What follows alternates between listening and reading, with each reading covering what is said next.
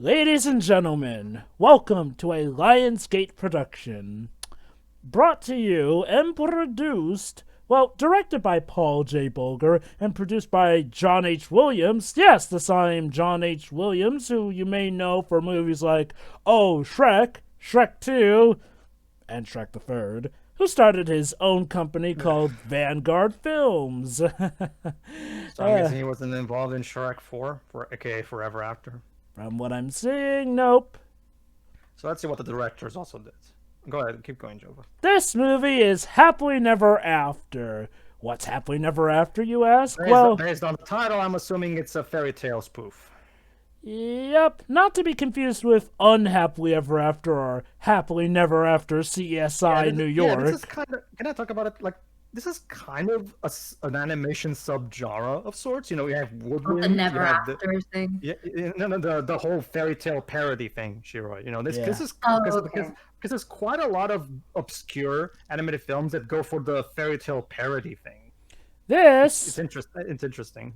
Yeah, I would argue this was in the Shrek trend. Ironic that it was produced by the man behind Shrek himself, in a way. One of the directors was a storyboard artist for the Aardman Studios, The Pirates. But yes, this is Happily Never After. Brought to you by the Stonesgate of Lionsgate Studio Pictures. This was meant to be a new big film franchise, one that would follow the ever-popular trend revolutionized by Shrek at the time of parodying Disney, or more so particular, spoofing the heck out of fairy tales and whatnot here and there. Okay. This one had a bit of an interesting way to do it, and they captured quite the cast for it, including Sarah Michelle Gellar, Freddie Prinze Jr., Andy Dick, Wallace Shawn, Patrick Warburton, George Flipping Carlin, Sigourney Flipping Weaver, Michael McShane, John DiMaggio, Tom Kenny, Rob Paulson, and Philip Proctor, and even Tress MacNeille. Holy crap. Maybe it was a slow day in all their careers or something. Let me add to what you just said, Jova. The other director, Yvette Kaplan, was a director on Doug, the Nickelodeon phase of it, apparently, and she was also the director of the Beavis and Butthead movie. Okay, so not bad. That's a great movie, so cool. But here's the interesting thing: the writer wrote Gnome Alone and Space Chimps. Great. Oh God, I've heard of Alone. I've heard of Gnome Alone. That's like that doesn't have anything to do with the Nomeo stuff. No. That's a different thing. Okay. Oh my God! And Doug Langdale did additional writing for this movie. Holy crap. There's a lot, and I do mean a lot of talent behind this movie. This was going to be Lionsgate's big franchise. Surely it would make a great big opening at the theater, and on a budget of 38 million, on a budget of $47 million, it made a box office of 38 million. Oh dear. Brilliant. Yeah. So a flop. So how did it get a sequel then? Direct to video. Oh, of course, the scourge of the bad movie world. So it made just enough to warrant a direct-to-video sequel. Now, the reactions to this movie are mixed to some regards. It got a 4% on Rotten Tomatoes of 80 critics. Ouch. But some fans... Okay, it has garnered something of a bit of a cult following, albeit mainly for mocking the hell out of it, and a lot of people going, well, at least it's better than Happily Never After 2. But the audience poll by CinemaScore gave the film an average grade of a C on an A+ to F scale, so I guess it's not all bad. I mean, look, I don't always follow what critics say, but when something has 4% on Rotten Tomatoes, that kind of does spark something when not that many people had anything good to say about it. Yeah. But hey, far be it from us to just take them at their word for it. Let's have a look. So, if you're watching with us, start at the Lionsgate logo. And here we go in 3, 2, 1, click. That's the sad part that Doug Landale did additional writing for this. For those who don't know, Doug Landale was the lead writer of the Earthworm Jim cartoon. He was the creator of The Weekenders and Dave the Barbarian at Disney. And I'm sure Shira and Duja will appreciate, he was a writer for The Book of Life, the movie. I mean, Yeah. So this guy is amazing. I love Doug Landale. I'm a big fan of his work. And well, obviously he did. It's called. Oh, by the way, writing, guys, so look at this. It's a totally not Pixar logo animation, a if you film bothered credit.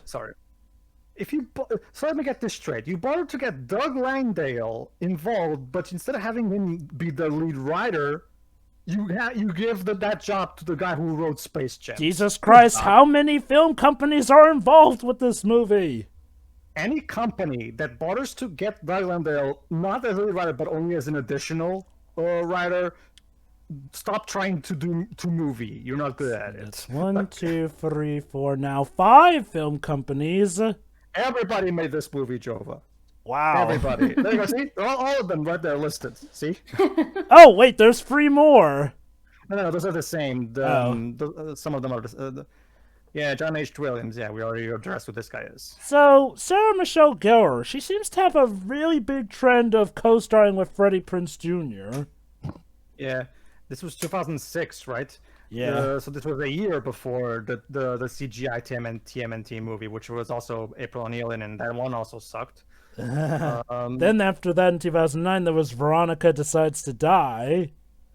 Written by Rob Moreland, a.k.a. the writer of Space Jams. Because when I want to write a comedy, I get the guy who wrote Space Jam. So, we start our movie in the middle of the movie.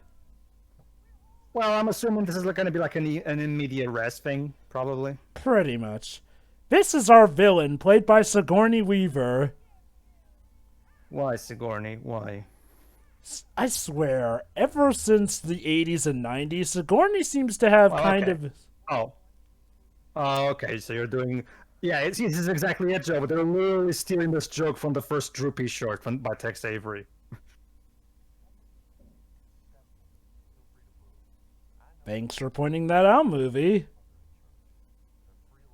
Wow, except they're doing it way worse. So... Oh, it is in Res. Okay. Yeah. And you've been doing the Disney storybook. Oh, wait, listen to this. They called it Fairy Tale Land because Canada was already taken. So let's see. So I'm going to take a look and say that most of the humor of this movie is going to be, the meta dialogue. Okay, Pedro, Troy, just keep in mind, in the first few minutes of this movie, we got meta-commentary, a literal title drop, exposition up the wazoo, 4th wall jokes, and a joke to write in Canada. This is an American-made movie, so American comedians for some reason like to make jokes at the expense of Canada. I never understood Okay, look, there's a good way to do it, and then there's just a trend-chasing way to do it. It's kind of like the England and the rest of the UK kind of joke. Yeah. Yeah. This is Monk and Mambo. Monk is played by Sean, and Mambo is played by Andy Dick. Hey, get this! Andy Dick plays a troublemaker who may or may not contribute to the problems of the movie. AKA every single character he's ever played in any movie he's been. It's a good thing I'm watching this mute with subtitles, so I don't have to hear his voice. Wait, your version has subtitles? Oh, I got some subtitles for my own. Oh. So I can record this without issues.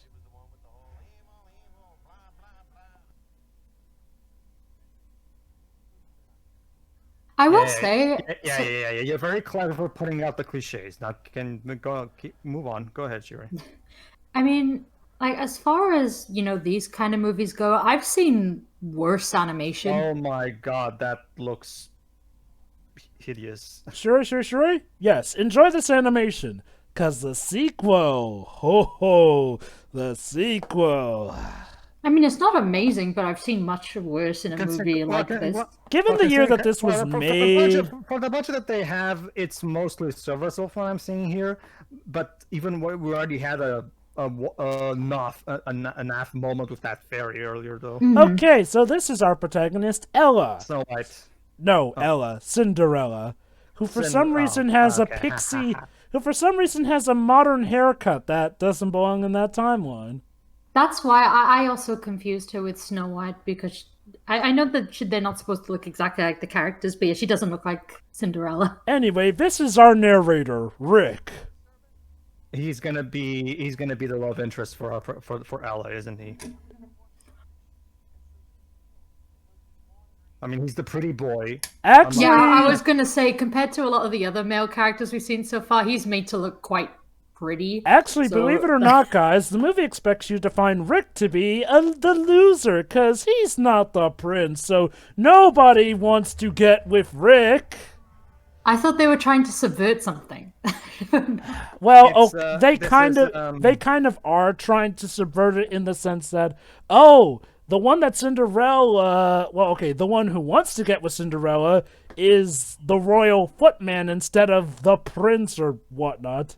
Why does the prince look like a really camp Johnny Bravo? Because sure. It's common in cartoons, Shira, to portray the asshole guy as this Gaston type of character. Believe it or not, Well, I mean, Johnny Bravo was an asshole. So. Believe it or not, Paige. That's the whole point. That's why I said. Yeah. I know what you're thinking, Pedro, but believe it or not, the prince actually isn't portrayed as an asshole, even though he's animated that way.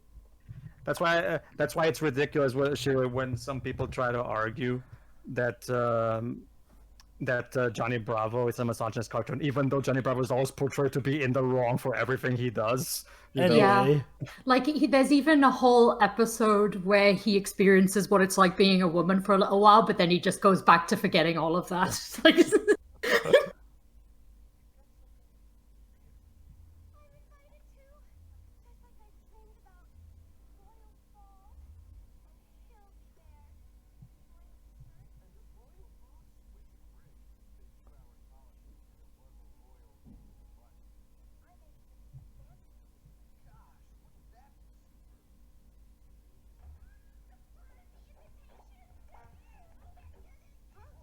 Oh, and there's the evil stepsisters. Okay. Uh-huh. Oh, and she has even fake hair. Fake purple hair?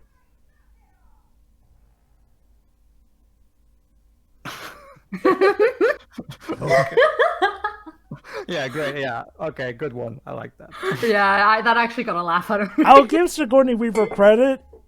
She does give it her all for this role. It's not even just the animation. It was his reaction. Oh, great! Here comes the dragon lady.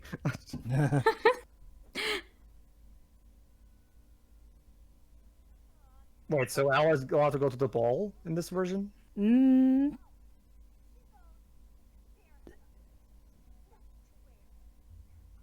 You realize that costume stores are a thing, right?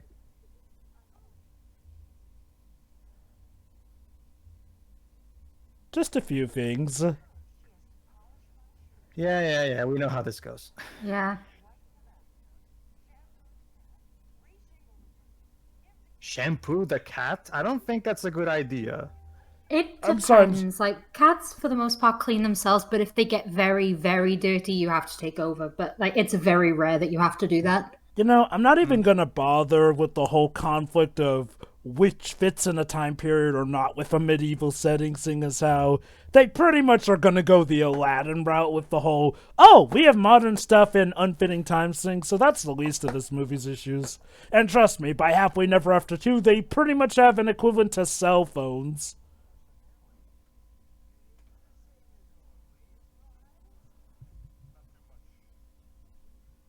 Hey, Patrick. Well, yeah, it makes sense to cast him as this guy. He's perfect. Yeah, So he's the he prince. looks like a lot of his characters, so... So he's the prince who follows everything by the book.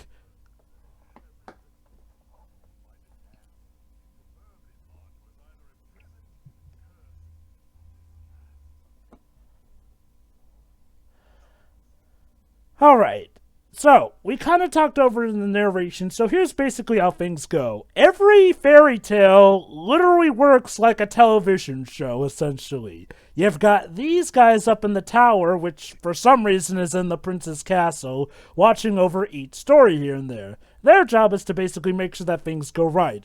So there are these two scales, one of evil and one of good. We never see exactly what happens if you weigh things over in good, but supposedly as long as you keep things balanced, the story goes as it should.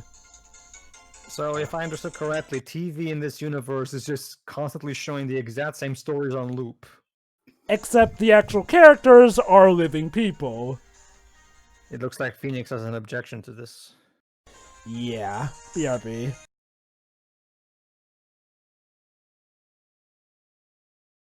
Yeah, just leave, dude. It's not worth it. Oh, he's gonna play golf. Oh, I don't know. Actually, no, that's a Scottish outfit, actually. Why a Scottish outfit? Maybe that's where he's going, the Highlands or something. I guess.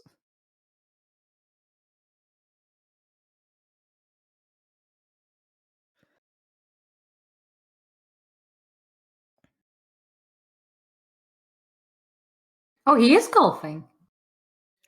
Well, that's the thing, sure. I've seen so many old cartoons that I can see these jokes coming a mile away because So, guys, did you enjoy George Carlin as the wizard? Cause he'll be We're not gone going to for. see him till the end of the movie, I'm guessing. well, Congratulations, Shuri. Well, sure, it's George Carlin. They probably couldn't afford to pay him for a full-blown role because he's way too good for this movie. There you go. That was the best actor in the movie. I hope you enjoyed it. Now, like Bob Show pointed out in his review of this movie, the issue is that, well, when you get down to it, the world lore isn't explained so well. Like, essentially, the story of Cinderella is something that happens, but is controlled by the scales. So, supposedly, that means that when the fairy tale happens, supposedly it all ends or whatnot, and these fairy tales are all happening simultaneously here and there. Again, the problem is that when you actually see what happens when the scales are misbalanced, it raises more questions. But I'll get to that when we get to that. As for Rick here, okay, Rick's kind of a dick. Like, I get it. The story's trying to portray him as the down-on-his-luck guy who nobody cares for. Except just look at him. He's way too good-looking for me to believe that he can't get a date. That's the thing, even in terms of the writing, so far they seem to be depicting him as the straight man to everybody else's funny man. Pretty much. And remember, he's technically the narrator of this whole thing, which is in medias res. So yeah, I guess he's supposed to be, our proxy. Kinda, sorta, if you're jealous of the prince.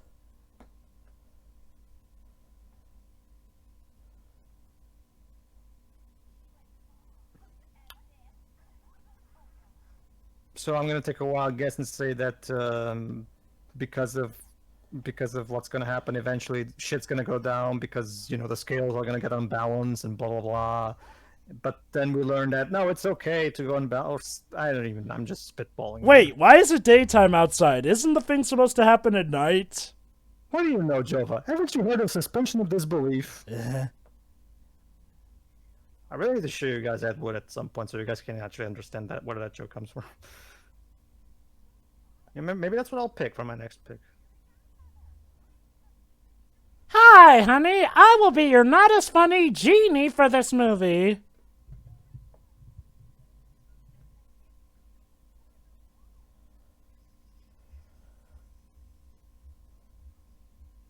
Oh no. Oh my god, Cinderella's Fashion montage. dead! Okay.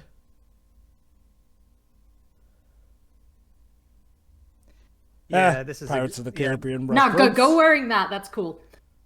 Oh god, what did she turn her into that time? I don't know.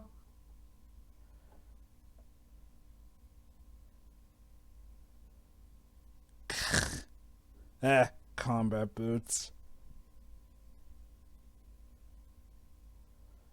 Hell, Cinderella doesn't even look like she. Ugh. Ugh, Rastafarian. That was in poor taste. Sorry, animators. You don't have the hair texture and physics good enough to make this joke work. That hair just looks unnatural. I'll give them some credit. 2006 CGI, so the technology was kind I of don't in know, the Jova. I don't know, Jova. Cars came out in the same year, for even though that game is not that movie's not exactly amazing, it has amazing animation for its time. Oh yeah, So, but I don't think it had hair in it. Oh boy, here we go. true. What other 2006 CGI movies came out?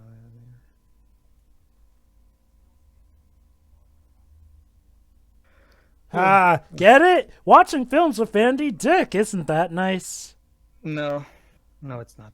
What is it with Andy Dick just being, well, kind of dick. Andy obnoxious? Dick. Like, seriously, it's even in the name, Dick. His parents, Jova, there's only one reason parents will call his son Dick. They want him to die a virgin.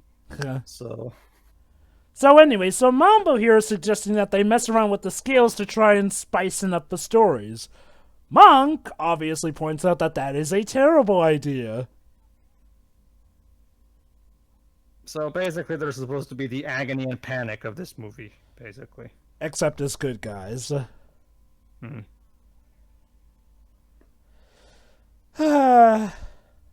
Yep, that's that. Now you know why Andy Dick got cast as this character. Yep, there you go.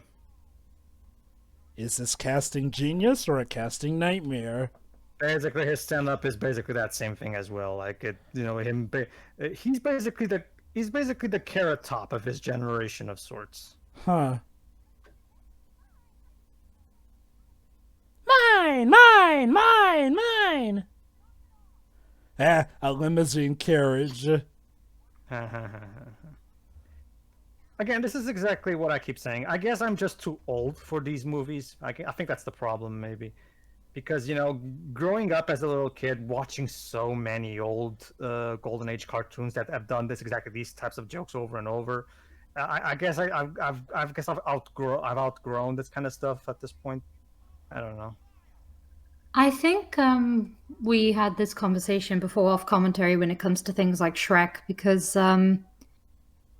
that was because a lot of the cartoons I watched growing up didn't really have this sort of thing, and if it did, it would be few and far moments in between. Listen to this. But Shrek was probably my first full-blown subversive media in memory.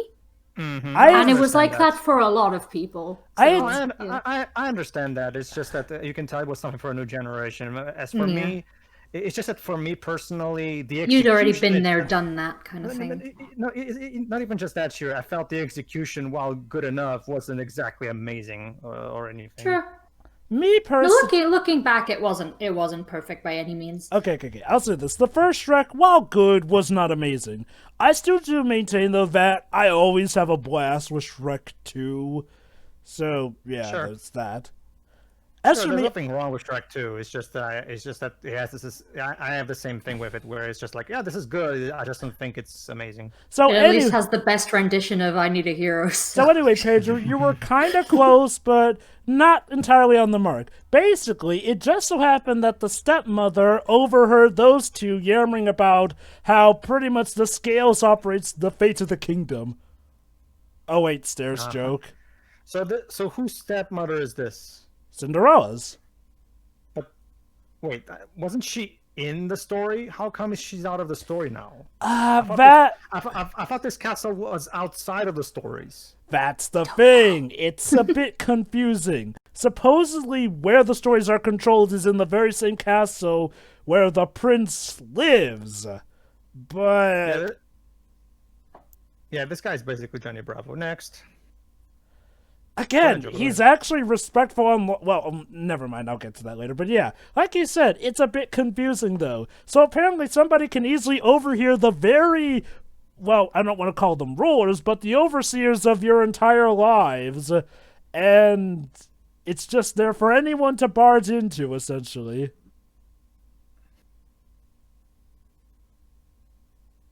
I'm pretty sure you can't just walk up to royalty and start feeling them. Get it? The fairy godmother constantly gets her name wrong. There are better ways to do this joke. There are. Like I said, she's our not as funny genie for this movie. They're trying to do the Doc joke from Snow White and Seven Dwarfs.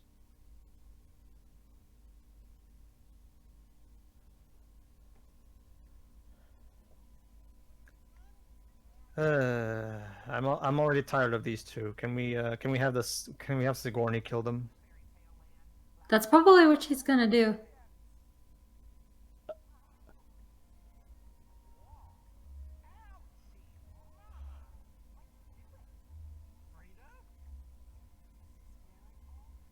How did you get out of your story, ma'am? You're supposed to be at the ball right now. A twist in time. This is Yeah, not. yeah. What he said. Yeah. Oh, but you mean the forbidden arts?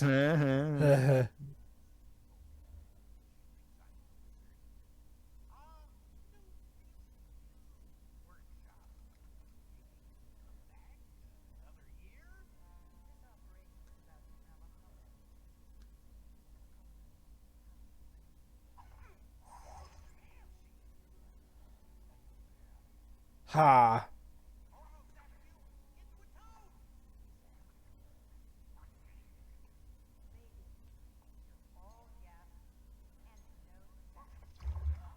Ha ha ha ha ha. Flying magic carpets.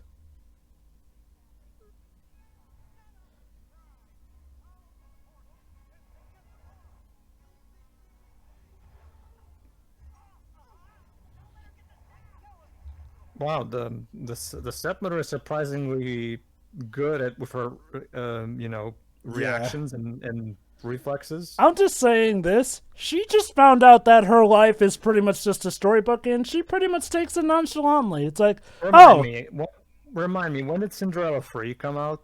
Because Cinderella Free, I think it came out in 2006. Well, there you go then. Just Let me watch Cinderella check. Free. Oh my god, now that you mention it, this kind of is Cinderella Free, but done poorly. It's like I said a few minutes ago, it's a twist in time. This is not. Yeah, let me check. Oh, okay. Cinderella Free, A Twist in Time came out in 2007. Okay, so near this one. So basically, Cinderella Free looked at this movie and thought, yeah, we can do this better. Let's do it. Pretty much.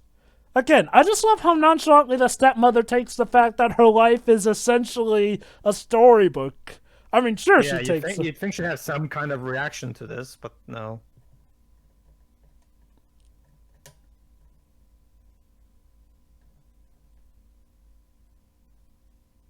Not to sound mean or anything, but I have the same problem here that I had in the Snow White and in the Snow White movie with Kristen Dunst. Like, she doesn't even look any real different from the other women characters. She just looks average. Don't you see, Pedro? We modernized the Snow White to look spunky and whatnot. Like, she literally has a pixie crew cut. Oh, well, that's fine. I'm okay with that. Snow White. I'm okay with that. It's just I just think they should. I just think that her character model is not as pretty looking as it should. I'm not saying I need every woman in media to be portrayed like a Barbie girl, but in this particular context, it would have been called for. Like, the original Cinderella was, blonde, blue eyes, very conventionally pretty. Mm-hmm. Well, it was made in the 1950s, so it was a part of its time. I guess beauty is in the eyes of the beholder. I'm not saying, I'm not saying that as a slight against the movie. I'm just saying to emphasize your point. Yeah.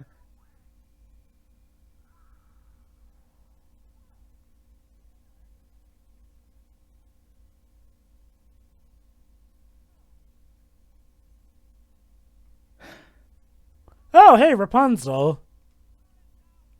Tangled is still 4 years away, so wait for that instead. Hey, Tom Kenny. Yeah, and now you know why it was a problem to make Rapunzel. To make Tangled, because hair in CGI is very hard to do. So I think that's where most of the budget went, and the animators' tears. Now it's time for Sleeping Beauty.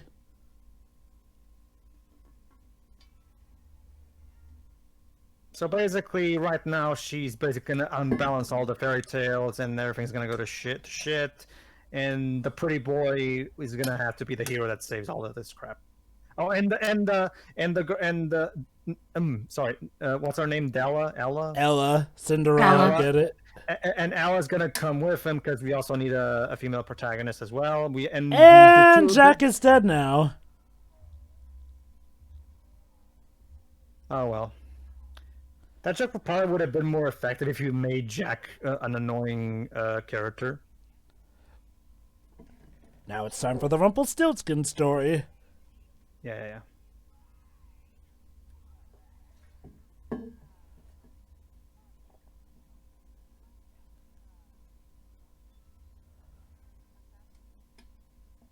Masashi. Wait. She didn't even try to run after him.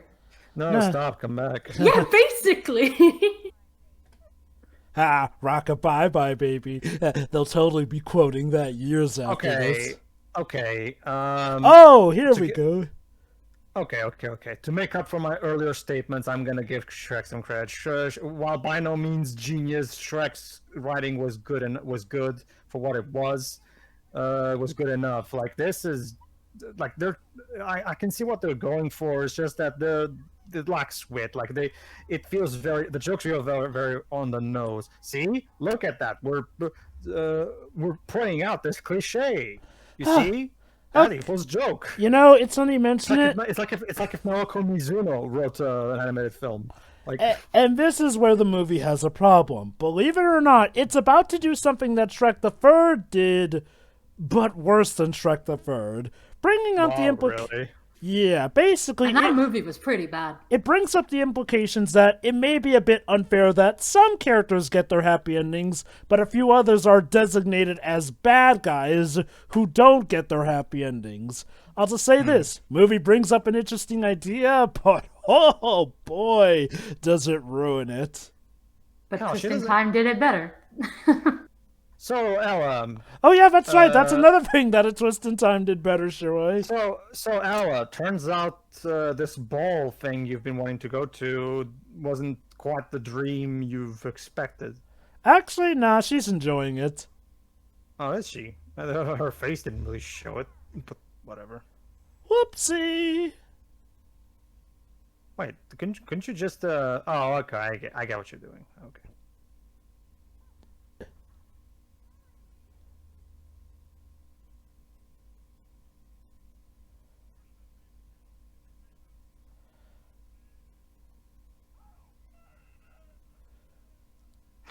Wow, the microphone peaked there, I think. Yes. But don't worry, the slipper still stays around, even though you'd think that the whole disbalance of the scales would have made the slipper disappear. It's that plot hole that's always been even in the original fairy tale. Like all the spells reverse except the slippers for some reason, because when the Brothers Grimm wrote this, they didn't think things through like they usually never did.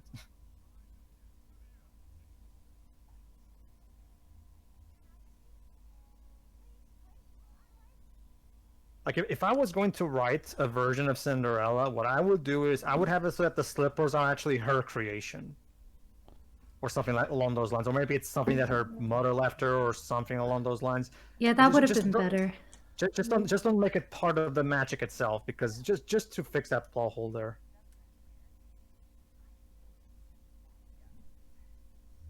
Oh boy, Sigourney Weaver's let me guess. She's gonna bring in all the various other witches from the other fairy tales. Actually, think bigger. She's gonna bring Satan himself? Like, I don't know. I was about to say, she's doing a summoning. Okay, think bigger. How much bigger, Jova? Think like Kingdom Hearts big. Kingdom Hearts big? Oh, so... Well, in that case, I've already did the whole all the villains thing. Well, okay. It's not just witches. Basically, every single villain. We're gonna get an evil organization bent on stealing people's souls or some shit like that. Nah, basically just every single villain ever. Oh, okay. So even the general antagonists, like not just the villains. Like, yeah. I think he means like every single bad character ever. Yeah. Okay, fine. So basically, it's a call to Mecca. Come to Mecca. um, Hey, Giant. How you doing? Oh, and these are. Yeah, in this world, broomsticks are motorcycles. Get it? It's funny.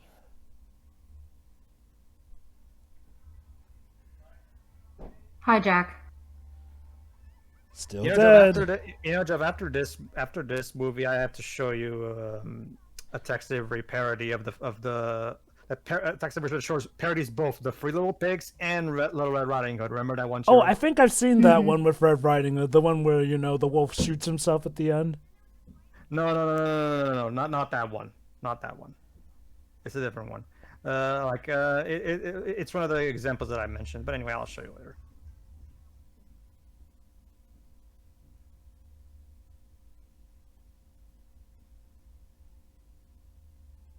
And here we are, where the movie started. Well, there was not really any point to that in media res now, was there? What? Exactly. Normally when you give an in medias res thing, it's usually later into the film. Like you want to start the movie off with action, and make oh my god, what exactly could have could have led to the situation. But no, not really. You showed us something that doesn't really mean anything out of context. So again, interesting idea brought up. Get it? Goodbye to singing and hello to winning. Haha, get it? Because Disney fairy tales have songs in them. It's funny. Laugh. Like, look. That the joke doesn't really work here, though, because nobody sung a bloody song in this movie. I know, right? Oh. Like, I know exactly what they're parodying, but... Yeah, yes, director. I saw Tex Avery's shorts, too. They were much better than this. But again, an interesting idea brought up. The implication that some people don't get treated equally because the storybook dictates that some are bad and are destined to lose. An interesting idea brought up. Shrek the Third also tied into this, but I'm gonna say this, Shrek the Third did it better. And Shrek the Third was a mess itself.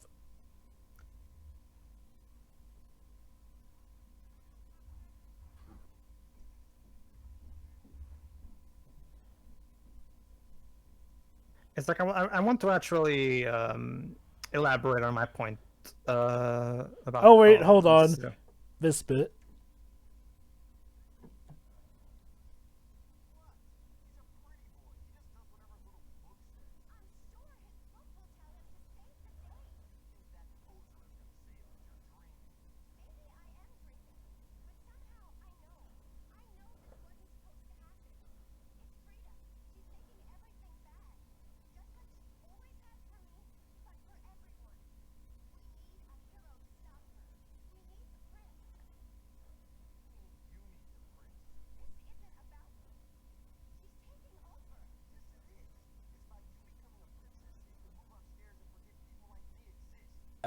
Rick, not for nothing, but she literally said that Frida's making life worse for everyone. Did a princess kill your father or something? Remember, he actually has a crush on Ella. Oh, he does? Yeah. Yeah. So, when was that established? At the start of the movie. I must have missed it.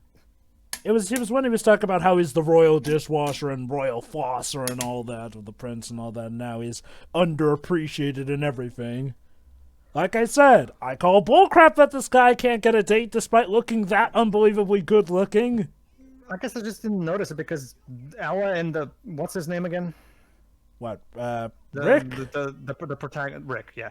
Ella and Rick have never actually interacted before this very scene that we just saw. No, they have. He went to her house. Oh wait, no, you're right. Yeah. No, wait, you're right. Ugh, never mind. You're right. Ugh. Yeah, I think he was the one who actually said the dragon lady line, didn't he? Wow, yeah, he was. I'm literally forgetting about this movie as I watch it. I hardly blame you because I'm not really that invested myself at the moment.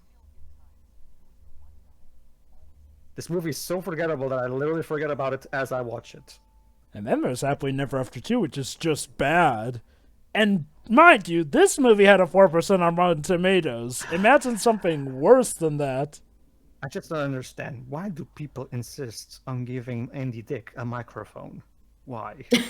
Okay, did he have a good start on SNL like a lot of cast members did? Maybe that's why? Well, yeah, when he actually had good writing to help him, he was more tolerable, yes. But when he went on to become, when he went solo, let's just say there's a good reason why now he's a voice actor in movies like these.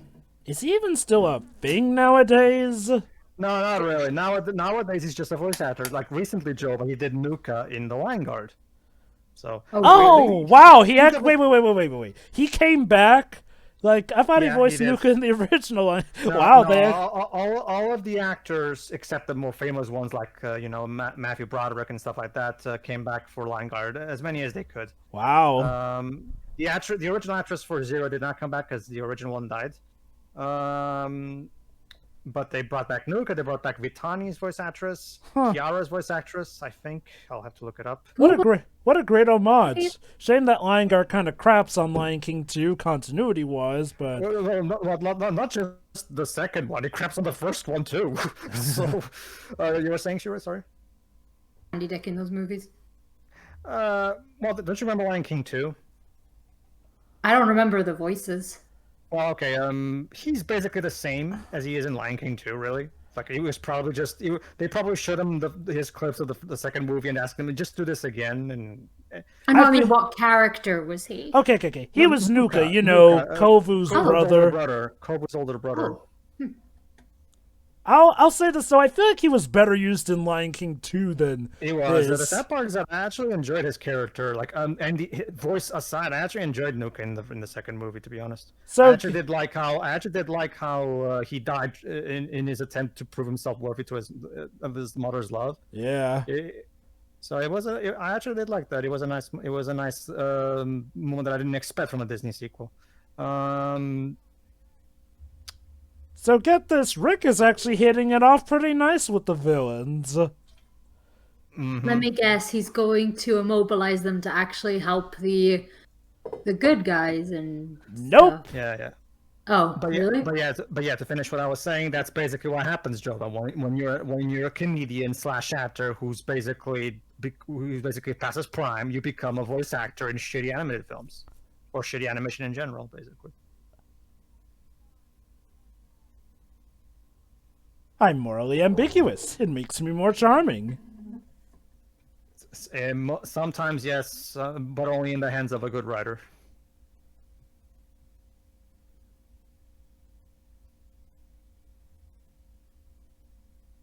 This voice sounds familiar. Well, we know that Rob Paulsen is in this movie. Oh, that's probably who it is. Rob Paulsen was the actor who played Yakko in Animaniacs. Oh, Rob Paulsen had such a great career in animation. And back then in the 90s. Unfortunately, now he's relegated to just doing crappy animated films like this. He was in Balto 2.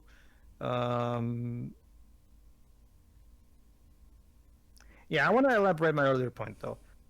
I'm not trying to say, audience, that I don't like meta humor. Meta humor is great. It's just that the problem is that there are a lot of writers that think that meta humor consists of only just pointing out cliches, and that's it. Like, you don't need to build up any kind of funny context around it, or do it in some kind of weird, witty way. No, you just point the cliche out. That's it. That in itself doesn't equal a joke.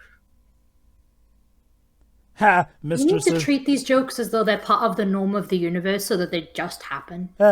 Mistress of Evil. Get it? That's a Maleficent reference. Yeah. Okay, I wish I was watching Sleeping Beauty right now. Ha. I guess people are racist against stepmothers in this universe? Oh, that makes sense, considering stepmother's usual role in fairy tales. Again, an interesting idea. Maybe bringing up the fact that people are literally confined to a certain role, giving up stuff here and there. Well, that was what she said earlier, I think. Yes! And believe it or not, that was a good idea. The problem is the movie does dick all... Well, okay. It does... Exactly. Good one, Jova.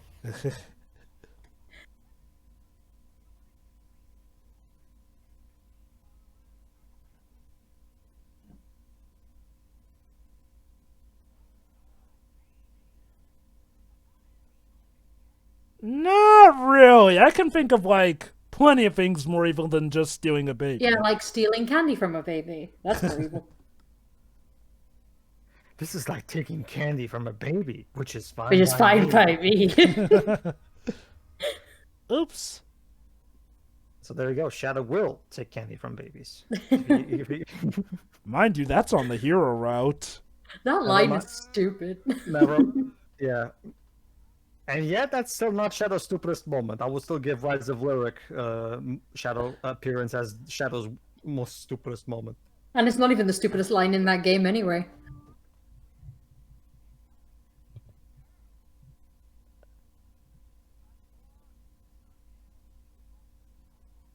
You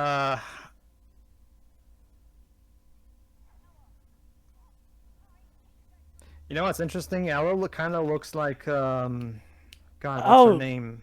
Jennifer Goodwin. Yeah, Jennifer Goodwin. Yeah, she kind of looks like Jennifer Goodwin. Which is ironic because Jennifer Goodwin would go on to play Snow White in the the Once Upon a Time series. Yeah, she's mostly known now today as the voice of Judy from Zootopia.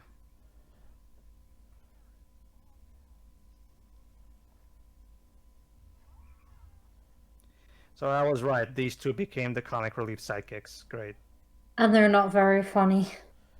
God, it's a shame because Wallace Shawn can be funny. Oh, Wallace Shawn is amazing. I love Wallace Shawn. That's not even not at all a knock against him. Well, that was disgusting.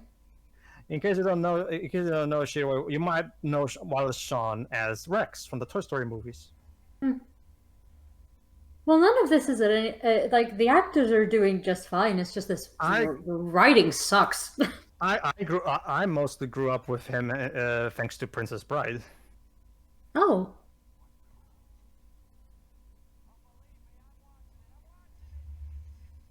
Have you seen Princess Bride, Shiro? Not for a very long time. Oh, Princess Bride. And I've only seen it once. Princess Bride is a great movie. So I don't even remember anything from it. Okay. So, we're near the halfway point. Might as well get things mobilizing. You probably could have phrased that better, honey. Yeah. Maybe it was supposed to be an innuendo? An innuendo of what exactly? Wow, that is an amazing chin. Like... I'm stupid. No, Pedro. Actually, the joke is that he actually is pretty smart, given by his soft-spoken dialect, and now he shrunk. So... Let me guess, helium voice. Yeah. There you go. So, movie, you want to explain how Frida suddenly became a whiz with that staff? Don't ask me, I ain't got a clue.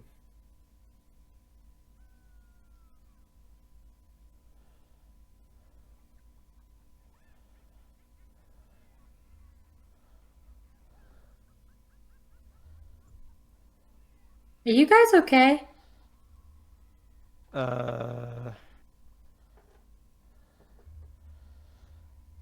Also, why did you even kidnap a baby? Because he's Rumpelstiltskin, that's his thing. Now he's just a babysitter. Where's the fun in that? Good question. Well, my guess is, Shiro, the writers didn't really know what to do with his character. Well, essentially, that's kind of all there is to the tale, he wants the baby. We never really focused to what supposedly was going to happen afterwards. Yeah, also, there's a good reason why we don't see adaptations of Rumpelstiltskin. It doesn't really give you that much to work with. Whenever he shows up, people don't really know what to do with his character anyway. Yeah.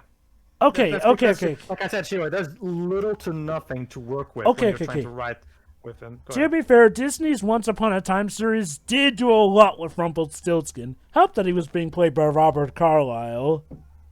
Oh. Interesting. So, I just got a question. There were 3 witches. Why are there 4 brooms? Maybe a spare. I mean, convenient for Rick. So now he can actually go help Ella and company, because now he knows that they're in danger.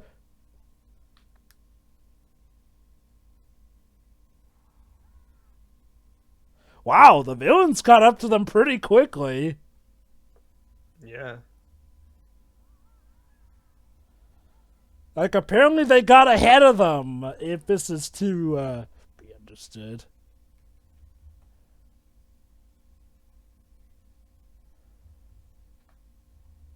Shouldn't you have a good sense of smell to tell that they're behind you, idiot? I don't think they even know anymore.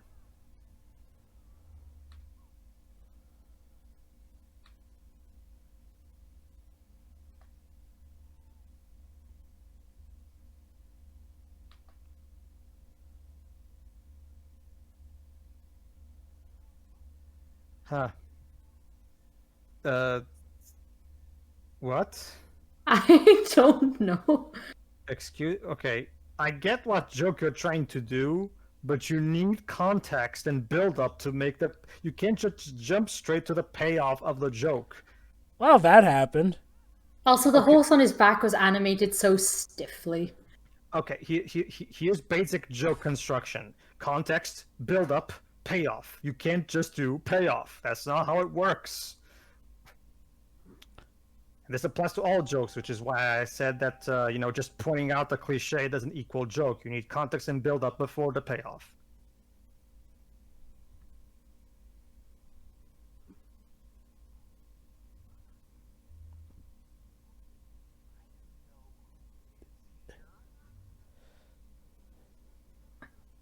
I ho, this movie sucks really. I can't come up with a word that rhymes.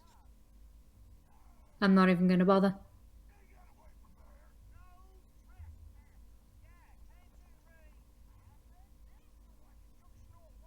Okay, remember that line about Snow White being missing, because let's just say this movie has a terrible continuity error regarding the sequel regarding this. Okay.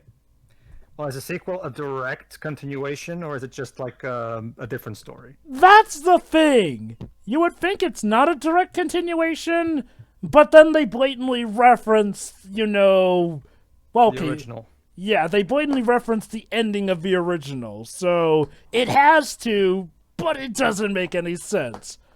But that is neither here nor, well, yeah, it is there, but that's not now. Anyway, we have our dwarves here, played by John DiMaggio, and Tom Kenny. Brilliant. Two great voice actors who have been in much better stuff. Yeah, I love Tom Kenny. He's mostly known nowadays for SpongeBob. Personally, I prefer him as the narrator of Pop-Off Girls, the original. Oh, don't worry. I mean, he still is in a lot of stuff variety-wise. No, I didn't know he narrated then. Yep. He's also the mayor in that. Of Townsville. That's him. He's also the mayor in that show. So Spyro wasn't the first thing I knew him for then. Or maybe it was. I don't know. When did the Pop-Off Girls come out? 98. So. Around the same time then. Yeah. So the dwarves in this are apparently Southern Apocalypse waiters here. Interesting take. I also really liked. I also really liked him as Rabbit in the 2011 Winnie the Pooh movie. Mm-hmm.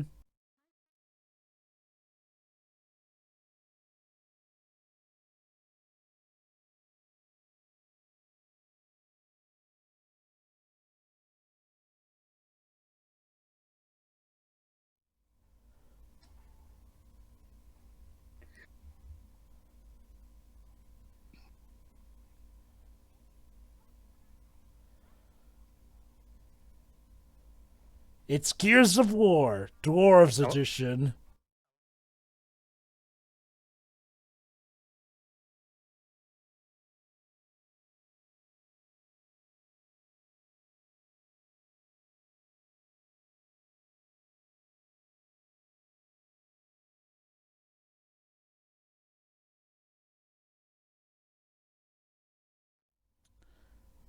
So, Pedro, what do you think of Dwarves of War so far? I'm going to be totally honest with you right now, Jova. I am so beyond caring. This movie is so unengaging to me. Like, it's not terrible. It's just the writing is, the jokes are so obvious, and the story's not even that interesting. Look, for as I'm not sure if you want to call it predictable or not. I mean, it is another subversive movie, but I enjoyed Hoodwinked. It was a very charming movie, despite its flaws. Oh, yeah. I'd rather be watching that again. Okay, see, Hoodwinked knew the dance of, subversive comedy with fairy tales and whatnot. The first one, at least. Yeah, the sequel nobody even asked for, so... God, the sequel just forgot everything. Also, that's 12 o'clock, not 2 o'clock, you idiots.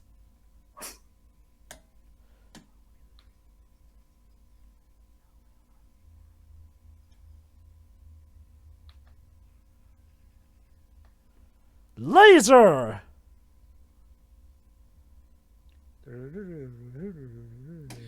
I can't believe we went from Hobbs and Shaw, a very fun and engaging movie, to something that I really don't care about. Oh boy! And we're gonna and prepare yourself here because we're gonna do the sequel tomorrow. Oh, and believe it or not, Troy, wait, we're doing the sequel to this tomorrow. Yep. Yes. Oh my god. Let me put it this, Troy. If you thought this one was at worst just forgettable, the sequel is actually actively bad. At least I might have a bit more to say about it. Oh, you probably will. Remember, my opinion typically is I'd rather feel something than nothing. So... Oh, look out! Cinderella's packing heat, yo! Oh, now he said it.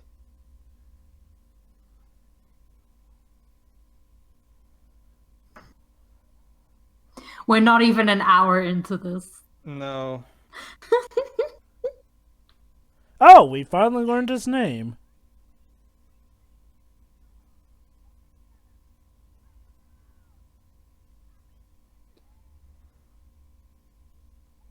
I'm just gonna pretend that these are the pixie bikers from Onward. Oh, hey, Rick.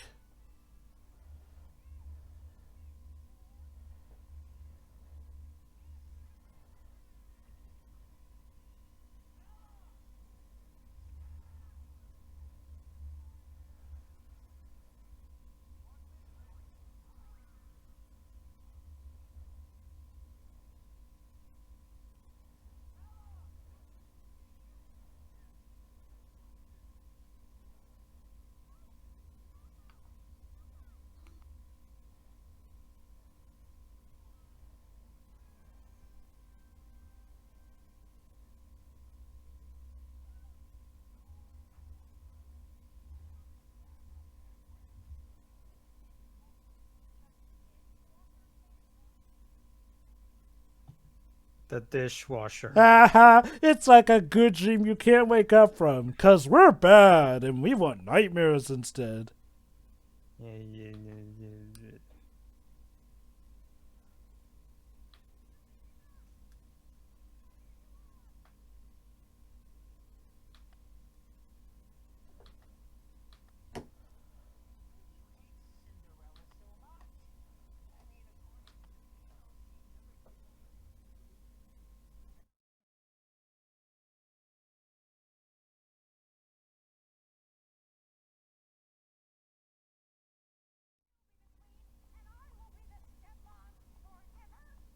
It's only an hour long. It's only an hour long, even. So it's a very short and sweet thing to get done. It's on Netflix, also, isn't it? Or at least it was, right? No, it's on Disney Plus now. Oh yeah, but we're in the era of Disney Plus now. Yeah. Remember, Disney took off all their stuff from Netflix to Yeah, sorry, force of habit.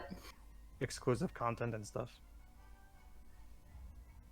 Well, that wouldn't really make sense to have our content in the competition. Even though Disney did leave quite a bit of stuff on Netflix still.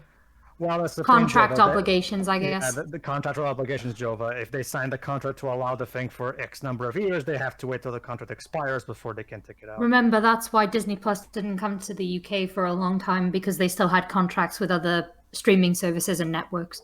Yep. Contracts can be a stingy bitch, Jova.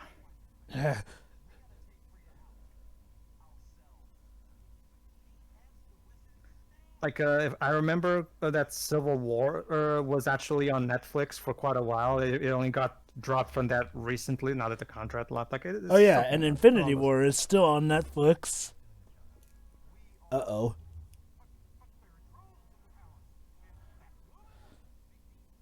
It's on Disney Plus too as well, though, so it's gonna most likely eventually gonna run out of it. Yeah, we could do this without the prince. Yeah. Oh, there it is. Oh, there he is.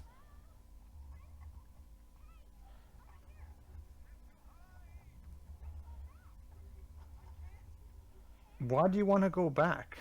To get the prince. For what purpose? He can't help us. He's a doofus. No, because apparently the story says that the prince is the one who would solve everything. Oh, okay. But honey, have you forgotten? We're here to subvert that trope. And quite dully, too. Like, jeez.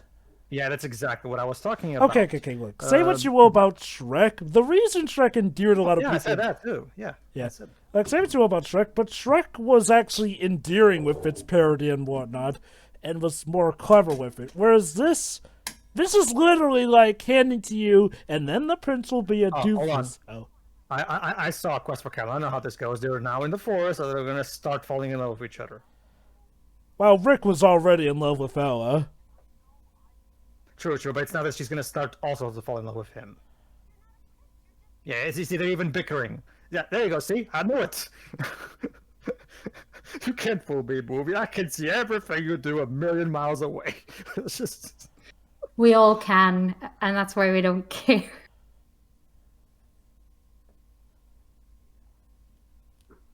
What is it with Sarah Michelle Gellar? I'm totally not into you, by the way. Well, hey, we're played by Freddie Prinze Jr. and Sarah Michelle Gellar. We're kind of contractually obligated to eventually become a couple. Mm-hmm.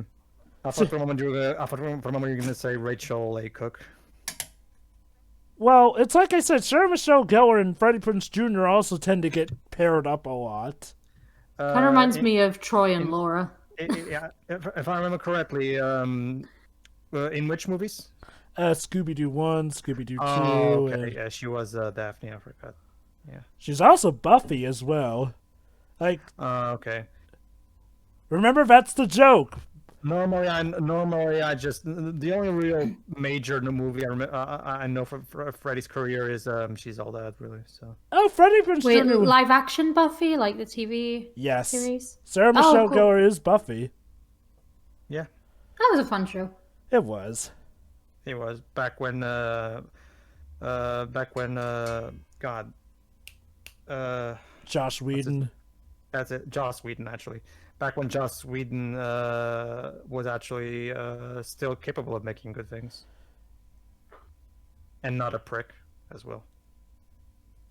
Oh boy, can she decide? It's a very easy decision. Do you want the smart one or the dumb... I don't even think he's pretty, personally. This is, again, part of the issue. Rick is obviously the more good-looking guy, and, Not well... even just good looking. He's smarter. He's more interesting. Like I seriously, mean- there's literally no reason to pick the other guy. Look, we just needed our executive mandated happy pop song about love. Just Pretty much. shut up and sit down. Wait, she's literally picking at random. Yes. Pedro, you know where this is. See, she's even disappointed in the choice. You know what you like, lady. I mean, If you know what you like, then choose what. And it's clear that he likes you also. Why are you acting like awkward teens? You're adults. Because, I'm pretty sure. I know this. And then comes in the studio executive. Oh, but according to our studio formula notes, there's supposed to be a point in an animated film where the couple is supposed to have an awkward moment where they don't know what to do about their feelings for each other. It's right here in the formula tropes. How is the horse standing propped up against the tree like that? because it's a comedy. It just is. Shut up. Also, Look, okay, and I know they do this in Tangled with Max, but he's charming. This horse doesn't have a personality. yeah. Don't you see, Shuri? It's a Disney trend to have the horses be sarcastic. Mm-hmm. So we parody it. Even though that's kind of in itself a bit of a parody. Oh, No, wait, no, this it's bit, a- wait, this bit.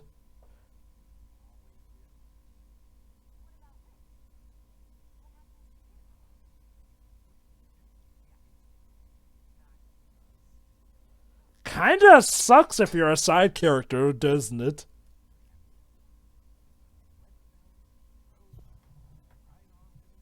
I guess it depends Wait, on Have hold on. some power to change this. So the implication is that when the tale ends, they then rewind and reset. So when you think about it, Well, you're a princess in a fairy tale, so yeah, that's all you're good for. wait, Yeah. wait, listen. Well, I mean, it's still better than your original fate because I'm pretty sure you died. Oh wait, did you hear that, guys? Wait, They- Cinderella dies at the end of the fairy tale? Since when? I'm sure she does. Anyway, I'm guys. gonna double check that. Anyway, Is there a sequel fairy tale that I'm not aware of? No, the original story. Let me check. I don't. Maybe I'm confusing it with a different one, but a lot I of these think it is- girls die in theirs. I think you're mistaking it for the Little Mermaid, maybe. Anyway, guys, did you hear that though? Basically, they asked, "What more could you?" Well, basically they ask, "Well, yeah, that's your happy ending, isn't that what you wanted?" Then she says something along the lines of, "I don't know. I guess I wanted something more." Look at that, Shiroi. She's a female protagonist on an animated film that wants more, yearns for more. You Oh. see, it's funny because we're doing the cliche. Except the problem is this is literally Naoko Mizuno's writing style. this is okay. Here's the problem, though. It's not parody for that moment, though. They're literally playing that one straight. So Well, exactly my point, Jova. It's just like Naoko Mizuno. So she tries to be all parody and shit, but then she goes on and just does some cliche like she did in Fair Fence Forever, for example. That's the problem. Like it's these people who want to make parodies and satires, but they don't know how that works.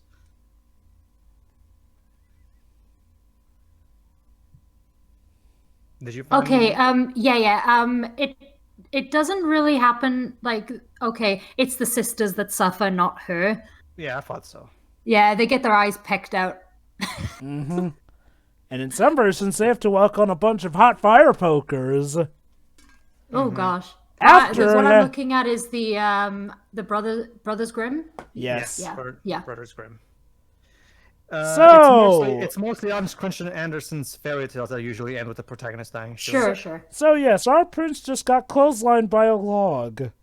And one of the stepsisters cut off her toes to fit into the slipper. That's lovely. Yes. Yeah. Well, the Brothers Grimm were very hardcore with their fairy tales. Well, these things were written for adults. They weren't meant Yeah, for children, so.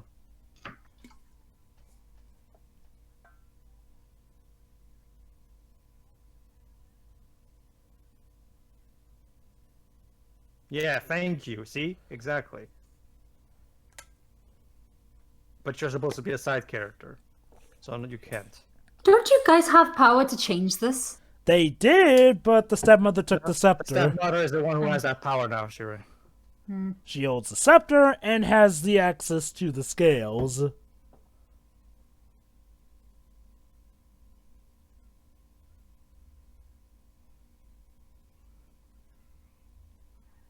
That's the thing. The prince isn't really so much a dick, more like he's just a bumbling oaf who... He's well-meaning. Yeah, I mean, he's well-meaning. Again, that's sort of the issue. The way they set him up to, you think he's gonna be the jerk, but no, he's actually a genuinely nice guy, so... Did they want He's us... a little oblivious, but he's not a bad person. A little?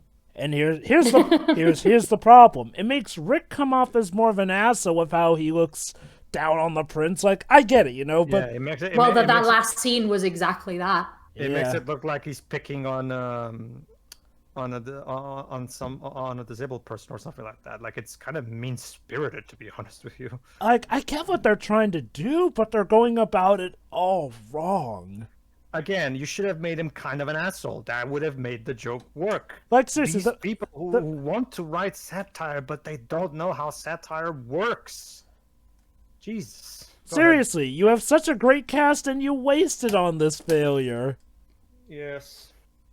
Capture Was by this trolls. movie like a limited cinema release or something? No, Like, sure. It was a full-on theater release. Like I said, with a budget of $47 million, it only made because I've $48 never million. heard of these movies. Well, Sheila, there's a lot of crappy, generic CG animated films that get released on theaters, like the Gnomeo and Juliet. If Gnomeo and Juliet made it into theaters, why not this, right? I mean, I guess I didn't see either of those though in the cinema. Luckily, I saw the so- first one in theaters. It's what is it? Yeah, there's a lot of generic CGI films that make it onto like remember you guys gave us the Wonderful Monster Family. Oh, Sorry. God. It's only just been an hour. That's been like the longest 15 minutes of my life. Okay, well, okay, Shiro, how close are we to live action Dumbo territory right now? That one made me angrier. Really? So- Wait, Yeah. that made you Oh no, angry? Pedro's told you before. I think I hated it. No. Wow. Like I said, Jova, Shiro, under the space of 2 hours, Shiro went from being okay with the live action Disney remakes to being outright against them. Huh. Yeah, like like up until this point, like for the sake of the audience, they were kind of just whatever to me. Like even the Lion King one, but Dumbo, Oh. that was a tipping point. Jesus Christ, was it bad? It's kind of like when Yeah. Pedro showed me the live-action Aladdin. Yeah, live action Aladdin is bad too, really bad. I mean, the sad thing is that I can't fully commit to hating it because Will Smith is really trying, and I just realized we're talking Oh about... no, Will Smith's performance is great, but it's a performance that belongs in a better movie. Yeah, because I wasn't sure how he'd be as the genie, but he kind of did his own thing with it, and yeah, he actually did a good job. Like the acting in the movie is like with a lot of those movies, the acting in it is fine, but Except for Jafar's actor, because Jafar's actor just sucks balls. And Aladdin's I actor think he when would he's have trying to have sucked less if he was chemistry. allowed to say or do anything. 'Cause- Also, Aladdin's actor could have used some better singing lessons. Yeah, that too. It's just because Jafar in the live action remake just fucking sucks. Like his line delivery is so lame. Anyway, He just stands there, like trying to be menacing. Yeah, go ahead, Jova. Go ahead. But yeah. yeah, we have a climax to do. Oh yeah, Wait. that's right. There's a movie So, coming she out. has all that power, and the thing she uses it for is mainly zapping. But we're quite far away from the end of the movie, and I can't see the credits being that long. Okay, so 20 more minutes. What exactly can we do under the course of? Well, there's also credits, so like Oh, 15 more minutes. no, this scene. Oh great, what is it? They're gonna convince them that they're bad to get in. Oh goody.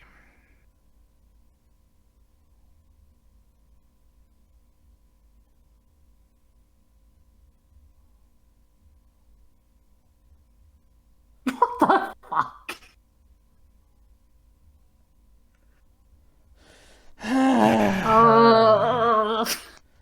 Well, you guys sound like you're feeling something now.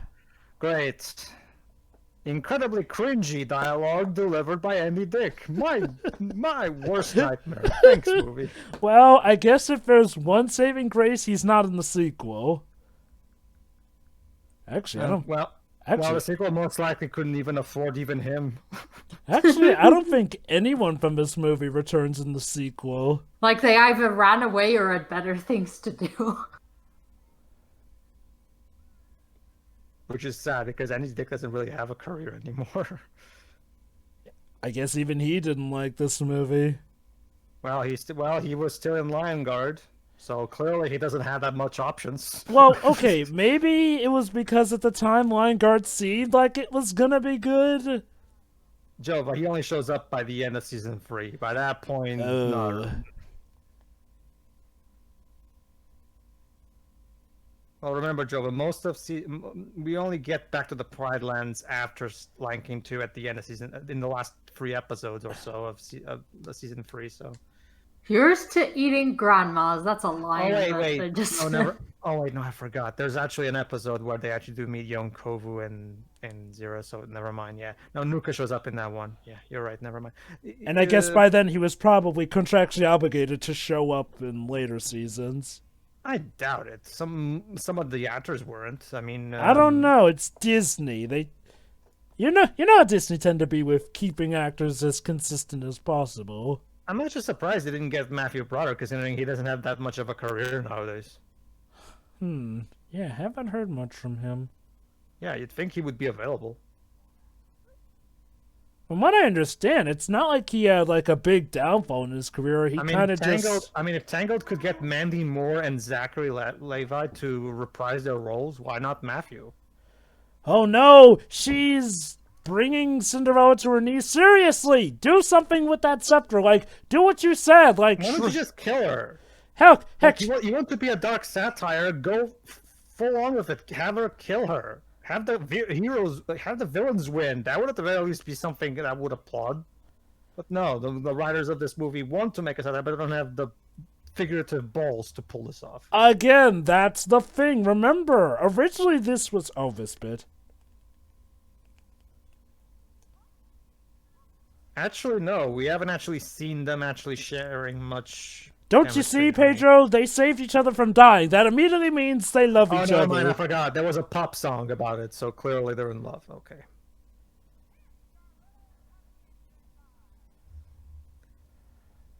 Kiss your little pumpkin goodbye. Also, I just checked. Matthew's still doing Broadway. Ah, okay. Okay then. He did seem to go And for those more... take up a big chunk of time. Well, all the more reason why they could have tried and get him, because if he's on Broadway, that means he can sing better now. Well, okay. He's also he's been on Broadway for a long time, actually. Well, Yeah, snap. like I said, all the more reason to get him then. He is doing voice acting, but I think in minor roles. Weird. Anyway. Like he's listed here for Rick and Morty, so. Well, that happened. The interesting thing is that in my country, we actually did get all the voice actors, including Nala's original adult voice actress, who wasn't in the sequel because of schedule issues. Mm-hmm.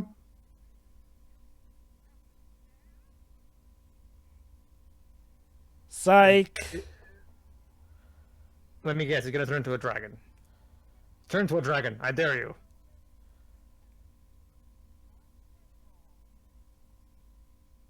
So what are you gonna do? Oh, you're just Oh no, she'll toss him aside. Oh no! God, you suck! Like, I'm kind of disappointed there isn't a dragon now. like this. This is another. This is we were talking about the live action Aladdin. This is one thing that this movie has in common with live action Aladdin. The villain sucks major ass. She's gonna push her off the building. You know, this would have been an interesting idea for Cinderella to maybe try and... Like, hey, animators, could you maybe try animating her face? Since that's kind of your job. Because, like, seriously, her face is barely animated. Like, seriously, she's supposed to be, determined / angry when she said those things, and she just looked bored. Oh no, she stepped on her foot. Now what? Oh, that healed Rick. Okay, that whatever. Punch. Wow, she literally punched her in the boobs just now. Like, yep. Seriously, did you notice where more specifically she punched her? Yeah. Yeah. She punched her in the face, she punched her in the boobs. Yeah. Doesn't that hurt? Doesn't that hurt? Like, That's like the equivalent of kicking a guy in the groin. yeah, isn't it? Like, that's just mean. Sweet innocent Cinderella punched her stepmother in the boobs. Shiro, thoughts on this whole situation? It's just funny to me, and not even genuinely. Oh, she had her happy ever after all along. Thinking about it, this parody is quite it's like we know it's bad, but it's bad in a different way in hindsight, considering Cinderella is a story about an abused child specifically. Like, Lady Tremaine wasn't just, a slightly mean mother. She was flat out emotionally abusive. Mm-hmm. And even some of the other adaptations, like some of the modern live action ones, kept that abuse largely intact. And here it's just like, I don't know. This doesn't sit right with me, like in I a think- different way now than it hadn't throughout. Like, I think okay. Wait.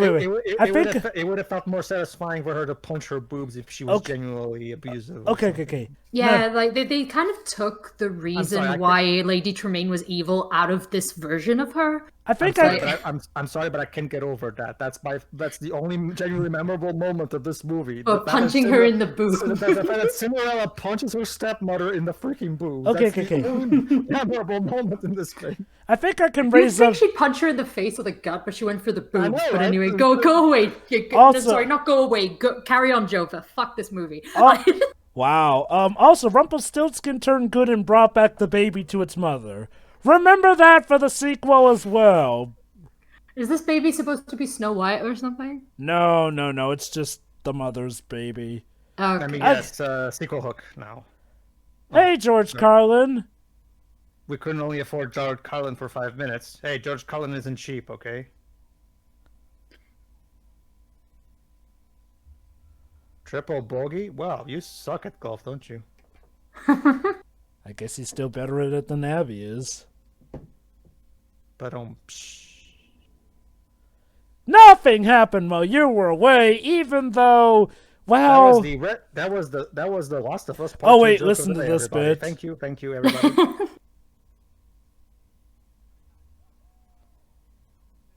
Also, Yeah. like, Actually, dude, have you seen fairy tales? That happens all the time in fairy So tales. get this. Yeah. So get this. The prince actually paid for the wedding. Like, the prince isn't even a sore loser about anything. He paid for the wedding. So the prince was just a legit nice guy.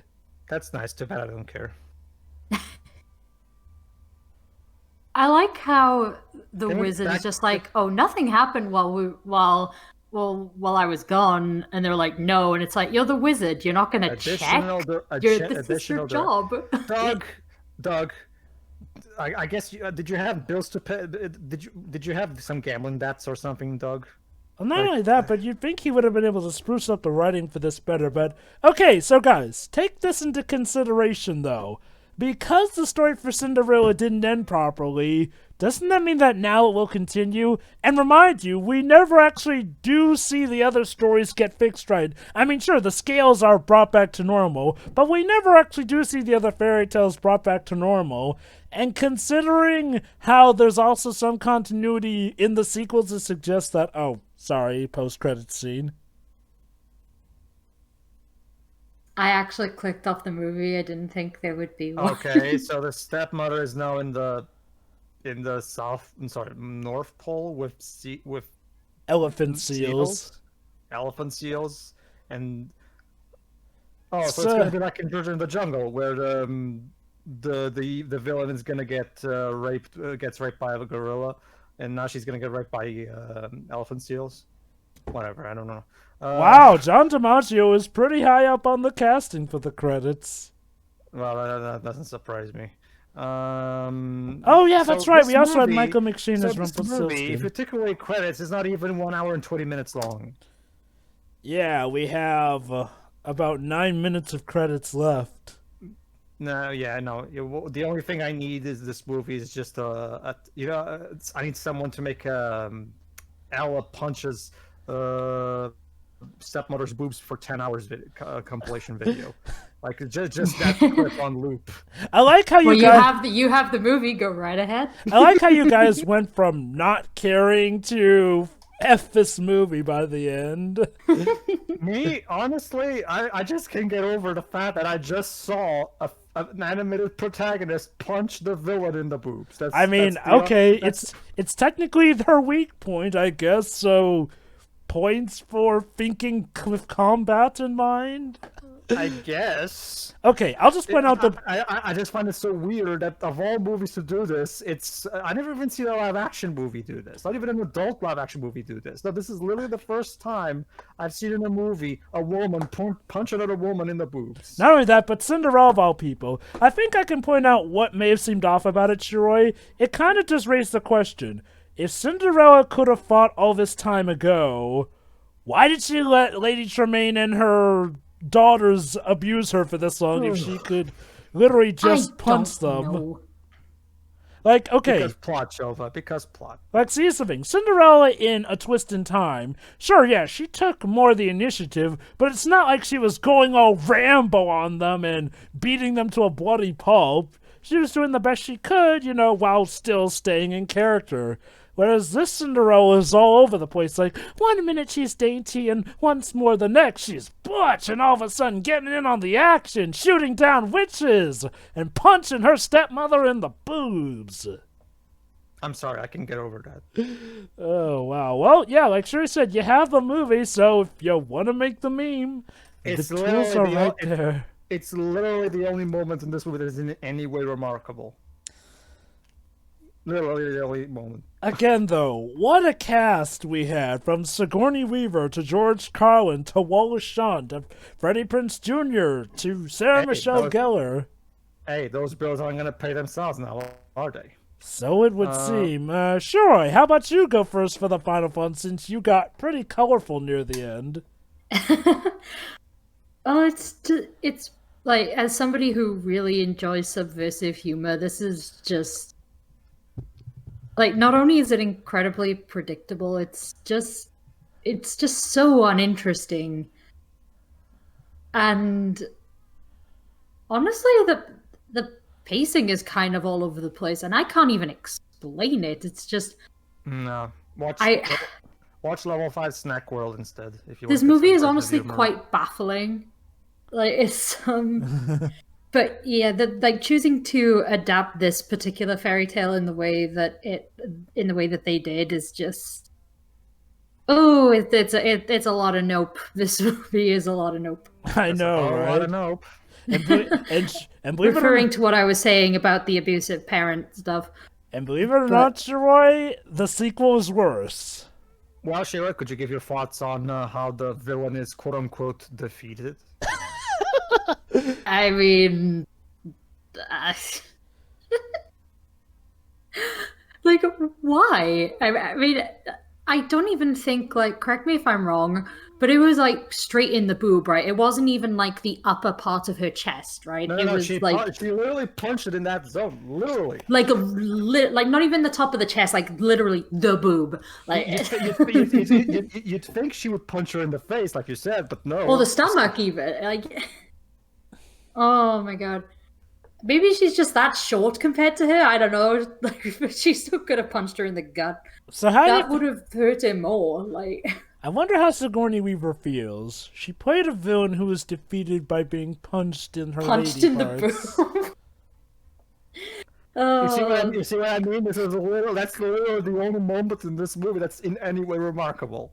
I mean, our male lead, can't even remember his name. Rick. Rick. Okay. Like, Rick he's supposed to, like, he comes across as an asshole, like, a lot of the time. Like, I know this is, the fate of your story kind of thing, or what it was supposed to be, but I don't know, like, when he's put next to the prince, or when he's talking about the prince, like, he just sounds like a petty bitch. It doesn't help that the prince is incredibly nice to the point where, remind you, the prince paid for Rick and Ella's wedding. Like, the prince isn't exactly the most interesting character either, but I actually like him more than our male lead. Yeah. Well, Rick. But yeah, the music is whatever. The actors tried their very best. Why are you all here? And Andy. What? Yeah, why is Eddie Dick here? That's a good question. Why is Eddie Dick in anything, period? Like... Again, he was good, I guess, with SNL, back when he had good writing. Mm-hmm. Yeah, a lot of people tend to fare better when they're, under somebody's guidance. Well, I kid you not, SNL is pretty much like the Smash Brothers of actors here, like... A lot of people SNL. Get their start I've never actually seen it, but but it's famous enough. I'm pretty familiar with what it is. SNL helped create a lot of. Personally, I prefer Matt TV, which gave us Orlando Jordan, Phil Lamar, and Nicole Sullivan. I grew up with Matt TV. That was my SNL. Mm-hmm. Go ahead. Oh, okay. So apparently he got his start on the Ben Stiller show and NBC's News Radio, and I've his never own actually seen program, that, The Andy so I Dick can- Show. Oh God. The Andy Dick Apparently Show. he That was name better alone, on that. I would watch a Dick Van Dyke Show, but I will not watch the Andy Dick Show. Carry on, Shirley. Go on. But I think that's it really. I'm not looking forward to the sequel, but hey, again, at least I'll probably feel something compared to this because I only really started getting annoyed at the end because the villain is just like not even before the punching in the boob bit, like so much of that, including the revival of Rick, was just complete bullshit. It's like the staff landing on the floor just happened to trigger the right spell to wake him. Like sure, whatever. And yeah, again, it would have been predictable considering the green flames and stuff, but I would have at least preferred her turning into a dragon compared to what we got. Yeah. Mm-hmm. Don't you see? It subverted your expectations by not turning her into a dragon. Although, admittedly, this movie was around before the whole subverting expectations thing became the annoying meme it is nowadays. Yeah, now it's kind of. I mean, there've been a lot of stuff for it, as Pedro has said, but it has become the norm in the past 10 years, and it is getting annoying at this point. To the point where it's Yeah. more subversive not to try and subvert our expectations. Yeah, it's like subverting your expectations is doing exactly what you'd expect. Unless if you're Dan Scanlon. Anyway. But- If Yeah. you're Dan Scanlon, aka the director of Monsters University and onward, then by all means, subvert. If your name is not Dan Scanlon, then don't do it. Yeah, because again, he kind of took the approach of, it's like, you'll probably see where all this is going, but we're going to have a fun and interesting time going through it. And that's probably what more people should do. And Well, it's Some also peop- Shiro that with his movies, Shiro, is more so the fact that he makes you think you know where the movie's going, but then you reach the third act and he turns the whole plot on its head, but in a way that makes sense. yeah, in universe. But yeah, that's it for this movie from me. It's very boring and occasionally frustrating. Yeah. There we go. As for me, the only thing I have to add is that writers need to realize this. Pointing out a cliche just on its own doesn't equal a joke. I don't know, like, get this into your freaking skull, writers. You can't. Meta humor isn't just summed up by have a cliche and point out that cliche. No, you need to do better than that. That's not. If that was the case, everybody would be a comedic writing genius. Like, because that's literally the most shallow, the most shallow, easy as fuck, cheap way to make a gag. Look at that. We're doing the cliche, and we're pointing out that we're doing the cliche. Aren't we clever? Like, no, it's not. It's like if someone is constantly having bad grades at school and is look at me, I'm just having bad grades at school. Isn't that kooky and weird? No, it's not. It just means that you're in a bad path in your life. No, pointing out the thing doesn't change anything. Ugh. Aside from that, the only thing I have to say is I'm going to be incredibly, incredibly disappointed with the sequel if they don't step up their game and have an entire fight of women punching each other in the boobs. Are you trying to be optimistic? Because I don't think you're going to have much luck there. From what Joe was saying. In that case, I'm going to be incredibly disappointed by the sequel. because that was literally the only noteworthy thing that this movie did. What if I 0 out of 10, not enough women punching each other in I the have boob. never seen a woman punching another woman in the boobs, but Well, this movie gave you that. So this movie kind of broke new ground. It seems like, so there you go. Never After, the first ever work of fiction where you see a woman being assaulted in the boobs. Basically, did you ever want to see? I'm gonna have to. I'm kind of tempted to look up movies where that's happened just to see if there are any more. Did you ever want to see Cinderella finally say enough is enough and punch her stepmother's lights out? The moment we're done here, I'm gonna go to Vanessa and just say, you know what I just saw? I just saw a movie where a woman punches another woman in the boobs. Please, for the love of God, tomorrow tell us a reaction to that. Sure. All right, Jova, I have so little to say. That's literally the only thing I have to say. This the sequel better have. I know it's not gonna, but I'm still gonna call bullcrap on it for not Guys, stepping. what if I told you the sequel is going to be a musical? Oh, great! Because like What's one whatever. bad pop song when we can have a whole movie's worth of them? Great. Let's just finish this. Jova, close us out. Boy, happily never after.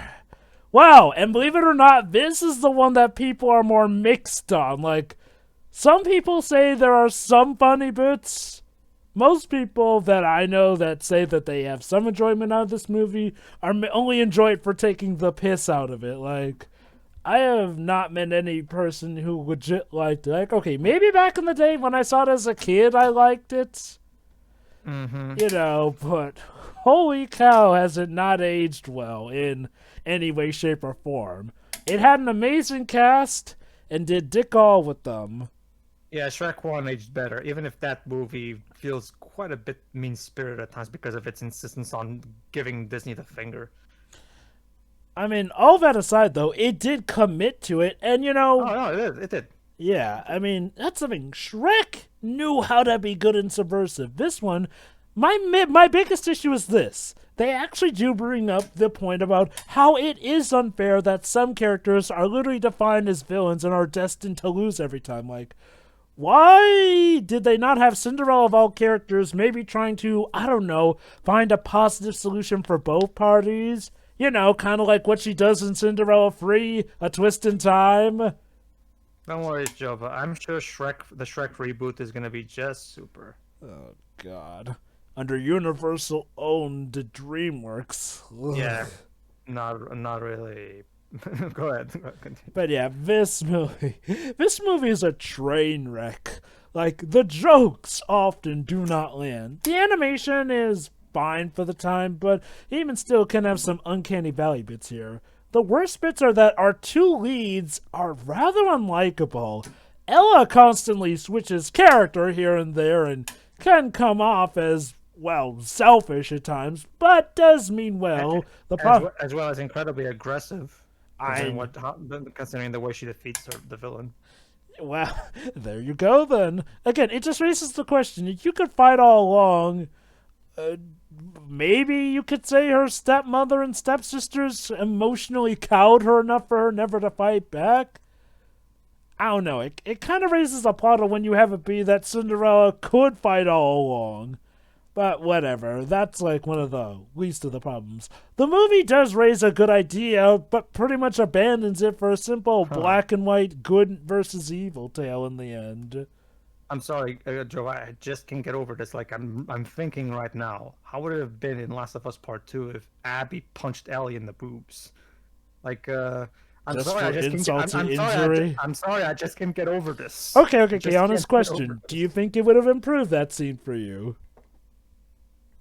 Maybe yes, maybe no. I guess I will have to see it in context. I'd say it would be neat if Ellie punched Abby in the boobs, but Abby has no boobs.